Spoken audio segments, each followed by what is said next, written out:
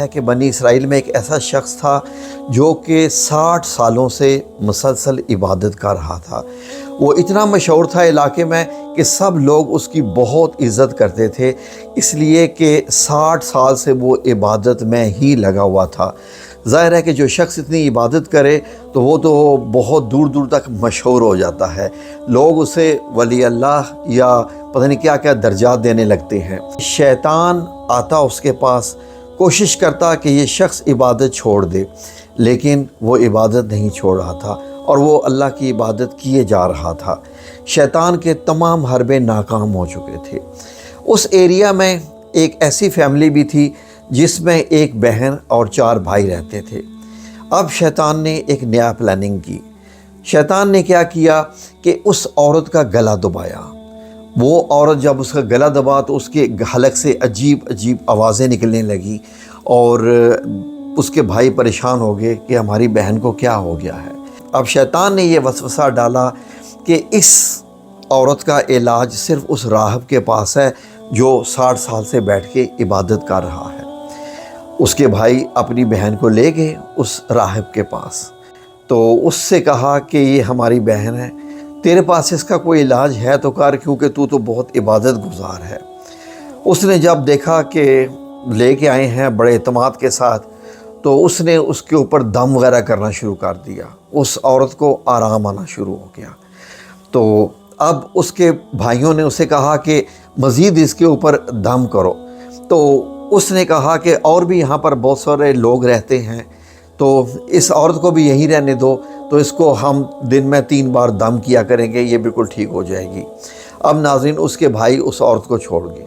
ایک دن شیطان نے اس راہب کو جو 60 سال سے عبادت کر رہا تھا، ایسی اس کے دل میں بات ڈالی کہ اس راہب نے اس عورت کے ساتھ زنا کر دیا۔ اب زنا کرنے کے بعد وہ عورت حاملہ ہو گئی۔ جب حاملہ ہو گئی اور آثار نظر آنے لگ پڑے، کیونکہ وہ کافی عرصے سے وہیں رہ رہی تھی۔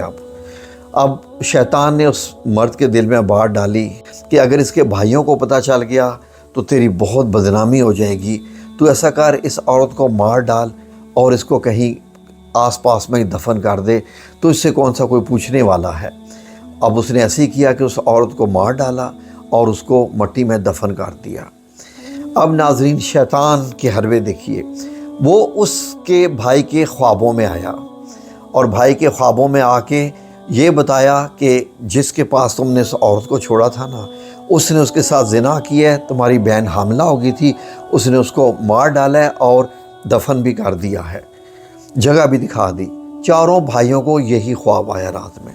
صبح اٹھے، آپس میں انہوں نے ڈسکشن کی، ہم نے یہ خواب دیکھا ہے۔ اب ان کو یقین ہو گیا کہ یہ خواب سچا ہے۔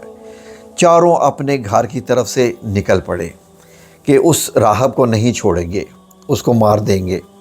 شیطان اس راہب کے پاس آیا اور اس سے کہا کہ دیکھو، اس کے بھائیوں کو پتہ چل گیا ہے، وہ تمہیں مارنے کے لیے آ رہے ہیں، تمہارے پاس جان بچانے کا ایک ہی ذریعہ ہے۔ اس نے کہا بولو۔ اس نے کہا کہ تم مجھے سجدہ کرو، میں تمہیں اس کے بھائیوں سے بچا لوں گا اور معاملے کو میں درست کر دوں گا۔ اسی عابد نے جو 60 سال سے عبادت کر رہا تھا، اس نے شیطان کو سجدہ کر دیا۔ جیسے اس نے سجدہ کیا تو شیطان اس سے کہنے لگا، ارے کم بخت، لعنت ہے تجھ پہ، میں تجھ سے بیزار ہوں، میں تو اللہ تعالیٰ سے ڈرتا ہوں، اس اللہ تعالیٰ سے جو رب العالمین ہے۔ جی ناظرین، اللہ رب العزت نے یہ مثال دی ہے سورہ الحشر کی آیت نمبر 16 میں۔ اس کا ترجمہ پیش ہے، شیطان کی طرح کہ اس نے، یعنی شیطان کی مثال ایک ایسی ہے کہ اس نے ایک انسان سے کہا کہ کفر کر۔ جب وہ کفر کر چکا تو کہنے لگا میں تجھ سے بری ہوں، میں تو اللہ رب العالمین سے ڈرتا ہوں۔ بیسیکلی یہ آیت